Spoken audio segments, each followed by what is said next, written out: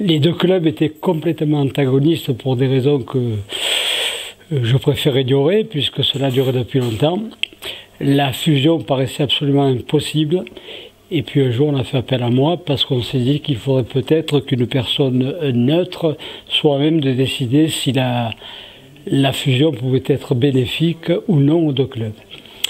Je suis arrivé à Gardanne, donc je suis président de Gardanne.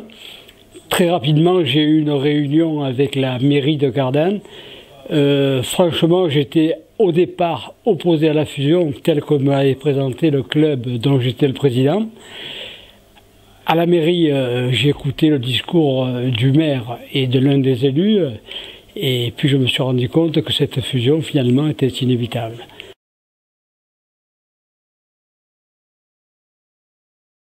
Biver, il y a beaucoup de jeunes à Biver. Gardanne, si vous voulez, Gardanne est resté très attaché au souvenir de cette Coupe de Provence qu'elle a gagnée il y a maintenant, je me retourne pour regarder l'année, c'était en 79-80, voilà. Mais il ne faut pas vivre de souvenirs.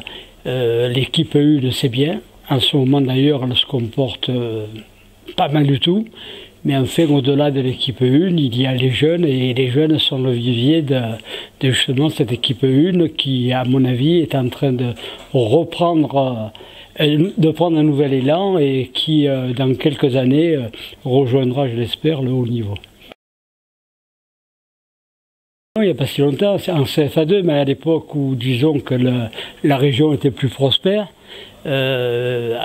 Maintenant, la ville de Gardanne et tout ce qui l'entoure est une région sinistrée.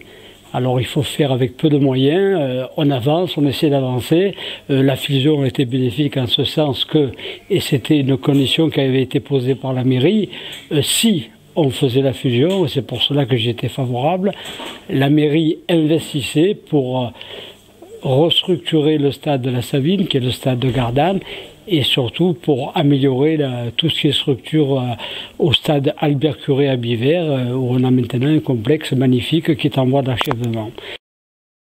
Alors même que l'on pensait qu'il y aurait une espèce d'effondrement au niveau des licenciés, notamment des jeunes, qui s'éparpillent un peu dans les clubs environnants, je constate avec surprise, et une agréable surprise, que les jeunes sont revenus, qu'ils reviendront de plus en plus, et actuellement nous en avons au minimum 250.